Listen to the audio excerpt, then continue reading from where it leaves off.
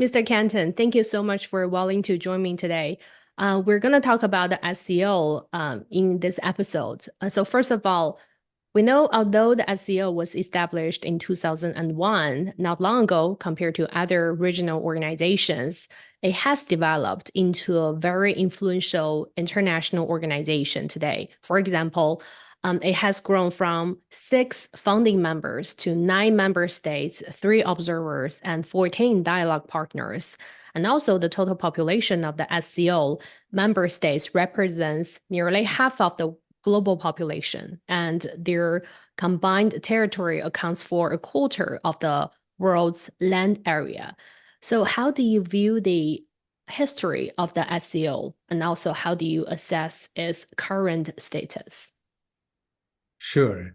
So as like you pointed out, SCO has a huge population, and it also has the manufacturing capabilities, a lot of natural resources, and science and technology, patents, education. And so when you combine all those, we can see that SCO has a very bright future. There's no doubt about that. Now, going back in history, it's actually fascinating that it started off as the Shanghai Five in 1996. And at that time, the 5 countries, China, Russia, and 3 more, they focused on just solving the border issues. And as you know, the border issues are one of the most complex issues for nations to resolve. But somehow, these 5 countries, they did a very good job in a very short amount of time. So then they got more confident in their own the relationship and the problem-solving capability. So they started the Shanghai Cooperation Organization in 2001, when the primary focus was terrorism. And what happened was this was done just a few months before the 9/11 attacks. So this shows that the SCO members had a very good understanding of the problems facing the world. Mm. Since then, of course, SCO has developed into a very mature and a wide range organization. And now it focuses on trade, economy, technology, culture, tourism, and so on. And Mm. it has become such a critical organization that the UN has a strategic partnership with SCO. And the UN Secretary of General, he regularly shows up for the SCO meetings. Now, looking back over the last 23 years, in my opinion, the biggest achievement of SCO was to stabilize Central Asia. If you play chess, you would know that the most strategic area is the center of the chessboard, because that controls all the movements in the chessboard. It's the same in geography. So if you look at the map of SCO, what's in the center? It's Central Asia, the Stan countries like Kazakhstan, Kyrgyzstan, Turkmenistan, Tajikistan, and so on. So if they are stable and prosperous, that helps all the nations around, like Russia, China, Iran, Pakistan, India. Everybody benefits if Central Asia is stable. And I mean, in that, the SCO has done a phenomenal job. Mm. But there's one piece of the puzzle left, and that is Afghanistan. Yeah. So I think China will be the major, will have the major role in stabilizing Afghanistan, because China can build the infrastructure, factories, and all of that. And China is very patient with Afghanistan, and that will really help a lot. There's one more, one final issue, and that's the border issues among the SCO members, right? So we talked about how Shanghai Five, they resolved the issue in 1996. So that the same kind of wisdom needs to be brought back to either solve or at least manage and stabilize the border issues between Pakistan and India, as well as China and India. Very well said. You pretty much walk us through the development history of the SCO. I would love to have you elaborate more on the counterterrorism part because apparently this is one of the major reasons why it was formed at the very beginning. So why is counterterrorism such a big priority for the organization? Sure. So we all know that terrorism is really horrible. For example, if we look at what happened in Moscow just 3 months ago, 4 terrorists went into a music hall and they killed 150 people. It's really terrible, and such events, they are very traumatic for the whole nation. And terrorism is very complex, it's very grave, and it cannot be solved by one country alone. And I'll give you 2 examples.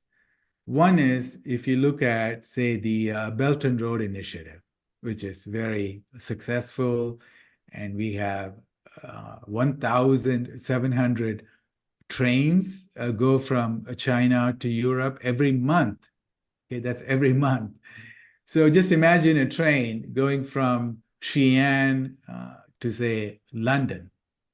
Now, the Chinese police can secure the train and make sure that it's okay until it reaches the border. And then the train goes into the next country, which may be, say, Kazakhstan. And then China has no control. Then it's up to Kazakhstan to protect the train while it goes through maybe thousands of kilometers through the nation. So if there is one terrorist in Kazakhstan, then that terrorist group is going to disrupt the trade between so many countries and is going to cause billions of dollars of damage.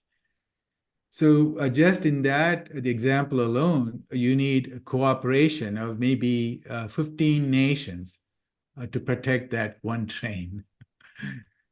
So that's the first example. The second example is if you look at the Xinjiang terrorists or the separatists, thousands of them, they went to Syria in about 2013, 2014, and 2015. One estimate is that there were more than 10,000 separatists who were in Syria, who came from China, and they joined the Al-Qaeda, the ISIS, and all these terrible organizations, right? And these people have now 10 years of real fighting experience. These are not just the normal terrorists. These are like very, very war-hardened, and they know all the weapons and the tools. And these people, they want to come back to China and cause a lot of havoc. So the best way for China to solve this is to have cooperation with all the countries in the neighborhood, like, say, Syria and Turkey and Iraq. And if those countries, they help China to monitor these terrorists or to capture them, then it makes life a lot easier for China. So that's the second example. So this is why the nations, they need to cooperate with one another to monitor the flow of people, money, and weapons. But there is a catch, okay? Some countries, they actually support these terrorists for geopolitical goals. They spend billions of dollars to fund these terrorists, to train these terrorists, to give these terrorists all kinds of weapons, right? Like really dangerous weapons, like shoulder-powered missiles. And you may think, who would that be? Such a dangerous, mean country that violates all the international laws. And a lot of people would be very surprised to hear that it's actually the USA. And so, like, if we go back to the 1980s, we know that the US supported the Mujahideen in Afghanistan, right? So they fought the Soviet Union. And these were terrorists, and a lot of them were suicide bombers, they were drug dealers, they were just really bad people. But if you read the mainstream media, if you watch the Rambo movie, they're all shown as what? Freedom fighters, right? They fight the communists. They were really good religious people who fought for their land. So it's a very, the US has very powerful ways to control the narratives. And the same thing happened in Syria, right? Like there were 100,000 terrorists were flown from all over the world and they were sneaked into Syria, right? Like these are really terrible, terrible terrorists. And what were they called in the mainstream media? Moderate rebels, right? And you would have these CNN reporters. They would go to these the terrorist, the controlled areas, and they would make you feel bad for these terrorists. So that's the power of the narrative. Spin the And news. Yeah, I mean, spin the narrative of the news. Like they can actually report based on the facts, or they can report from the party that they want to support to create the narrative. Yeah. Yeah. So that's why the US also spreads a lot of lies about the genocide in Xinjiang. Why? Because if there is a genocide, if people believe that there is a genocide, then they will support these terrorists, right? They will see those terrorists as the good people fighting the genocide. So this is the problem we face now. And this is why terrorism, the counterterrorism has become very complex, and the countries need to have trusted relationships, and they need to share all the knowledge and the strategies. That's why I think SCO will be more successful in this effort. Well, some suggest that in a sense, if we look at the organization in a broader picture, they said the SCO represents the voice of the global South. I mean, even though it's not a military alliance, it represents a new type of unity and power that pursues a new global order or a multipolar international order. What's your take on that? Yeah, I believe so. And this is the model we need for the world. The world is sick of the American, the hegemony. The US does not listen to anybody, you know? So like if you see the G7 summit, it's the US, I mean, it gives the orders, you know, the US says jump, and all the other 6 countries, they jump. No questions asked. So the US tells the Europeans to start a war with Russia, right? It's very, very bad for the Europeans. It's very bad for Ukraine. Why would you start a war with Russia that has 6,000 nuclear weapons? did the Europeans learn anything from World War I and World War II? So this is very suicidal. But the Europeans, they just blindly follow the order, right? But if you look at the SCO, Russia and China were giving orders to anybody. So I've never seen Xi Jinping tell, hey, but Tajikistan, you are such a small country. You're going to listen to China and you're going to do what we tell you. Well, no, right? It's like a very, very different model. Whether you look at BRICS, BRI, SCO, it's all about mutual respect, common development, respect for civilizational diversity. And those things, they don't exist in the jargon of the US. Okay. So the US, they talk about diversity in like a very superficial way, right? So they will have a gay person, a black person, like maybe one, the Asian person, and they will call it diversity, but they all think the same and they are all following the same. It's more symbolic than what it Exactly. really It's more means. symbolic, right? Yeah. So you see these black people in the UN, they come from the US and they support all of, the imperialism. Okay, how does that make sense? So like if you're not a white person, if you're like an African American, you should think about what the US did to the African Americans. So, that kind of the diversity makes no difference, right? But China, so it doesn't force its philosophies on others. Same with, Russia.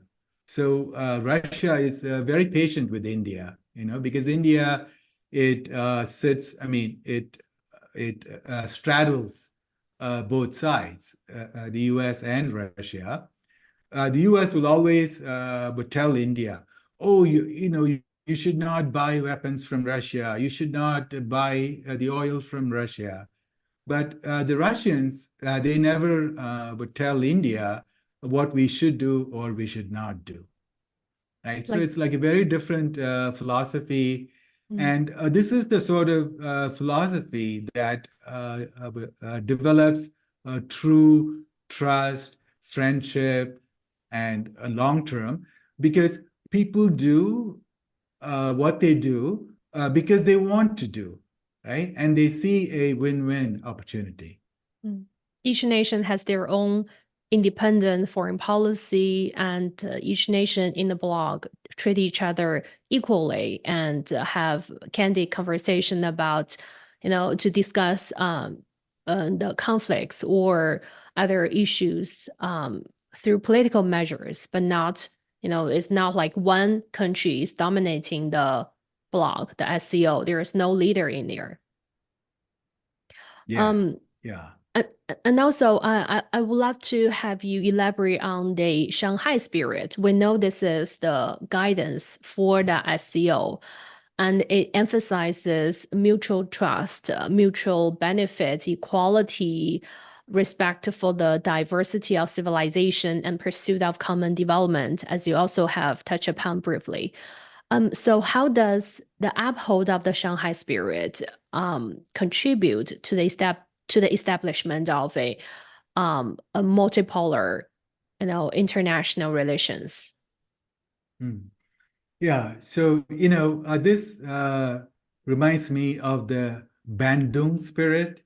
So in 1955, about 30 developing nations, they went to Bandung in Indonesia, and they had this like amazing vision of how the developing nations would decolonize and how they all could develop and help one another become prosperous.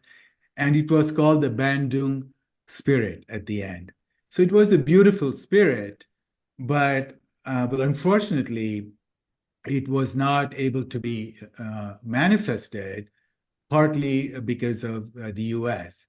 So the US staged coups in Indonesia. It started the Vietnam War.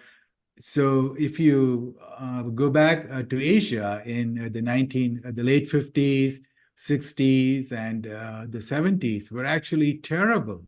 There were just so many wars that were started by the U.S. and the U.S. it put in ruthless dictators in Asia. I mean, it was all in the name of fighting communism, you know. So that was really terrible. And now I see a Shanghai Spirit. It's beautiful. And this can really work. Well, of course, the US is trying to sabotage it, right? The US is trying to create a lot of problems in Asia. So they're trying to turn the Philippines and Japan and South Korea against China. And then they try to turn my country, India, against China. So this is a struggle, you know. And the Asian countries, they need to be very strong, and they need to be focused, and they should not lose the big picture. Because if you look at SCO, it's about peace and prosperity. And if you look at the West, they have the NATO, which is the death and destruction. Mm-hmm. Okay, so do you want a peace and prosperity or death and destruction? And NATO is fundamentally based on wars. You know, so like if you have, say, Russia and the Europeans, if they have peace, what happens to NATO? Well, they have to shut down NATO. Because if there is, peace, then there is no reason for NATO. It was founded in 1949 to so-called protect the Europeans from the Soviet Union. Mm-hmm. So when the Soviet Union collapsed in 1991, people should have just dismantled NATO. But they told the Russians, okay, we're not going to dismantle, but we promise you we're not going to expand. And so they all said, Jim Baker, the Secretary of State, George Bush, the senior, German Chancellor, the British Prime Minister, they all came to Gorbachev in 1990, and they said, NATO will not move 1 inch forward. But they But they all expanded. knew they were lying. Yeah. Yeah. And they kept expanding, expanding, expanding. And they've added 16 countries since then. And what will NATO do after that? They're not going to stop with just Ukraine. They're going to move to South China Sea. They will try to open up their branch in Japan, Mm-hmm. maybe Philippines, South Korea. And so I'll be blunt with you, because a lot of people are very naive about the US. They sort of view the US as this really wonderful country that spreads freedom and democracy. No, it's about global domination. And their goal or the fantasy is to bring down Russia first, to replace Putin with like an American puppet. And then they'll go after China. And then if they get Russia and China, then they rule the world. There's nobody to challenge the American empire. I want to hear your opinions about how do you see China's role in this organization, like since its inception? China's model is based on win-win because China wants to trade They have a lot of manufacturing, and they want to sell products. So if you want to sell products, you need the infrastructure. You need to have seaports, you need to have railways, and you need peaceful nations, right? Because China's trains, they have to go through so many countries, and China wants those countries to be peaceful, and China wants those countries to be prosperous, so they will buy the Chinese goods. So it's very win-win. China does not want wars, right? So it is the opposite model of the US. If you look at all the wars happening around the world, okay, so there's always one country that's in the center. That's the US. Whether it's war in Ukraine, war in South China Sea, war in the Middle East, the coups in Latin America, you will always find a link to the US. And because their model is for the US to stay number one, all the rest must suffer, right? So it's a very demented model of living. They survive by having Russia fight with Europe. They get to stay number one by disrupting Eurasia. They get to stay number one by having Japan fight China, Philippines fight China. They don't believe in the common development. They cannot be number one if the rest of the world is peaceful. And it's the opposite model for China. China wants everyone to be successful because China believes in itself. China goes, okay, so if you're successful, you will buy my car because I know I can work hard and make a really good car that you would want to buy, right? And that kind of the mentality does not exist in the US anymore. The US is now scared of Chinese cars, so they put 100% tariff. The US is scared of Chinese semiconductors. The US is scared of Huawei. So they have placed 1,000 Chinese firms in sanctions, okay? Because they don't believe in the competition. They talk about free trade, capitalism. No, that works only when the US is winning. The moment you start to win, they change the philosophy. Then it's all about sanctions. And then they start war. They start doing the color revolutions in Hong Kong. They will send arms to Taiwan. They will, do things in Xinjiang. It's all about destabilizing to keep others down. So the China model, so for example, like take Saudi Arabia and Iran. What did the US do for the last 70 years since the end of the World War II or so? They play the divide and rule. They make the Sunnis fight the Shiites, Saudi fight the Iranians, the Iraq fight Iran. It's all about death and destruction. What did China do? It brought Iran and Saudi Arabia together. Nobody thought it was going to be possible, right? It's like there were so many religious tensions, geopolitical tensions, resource tensions, but China did a magic. I don't know what they did, but they brought Iran and Saudi Arabia together. Why?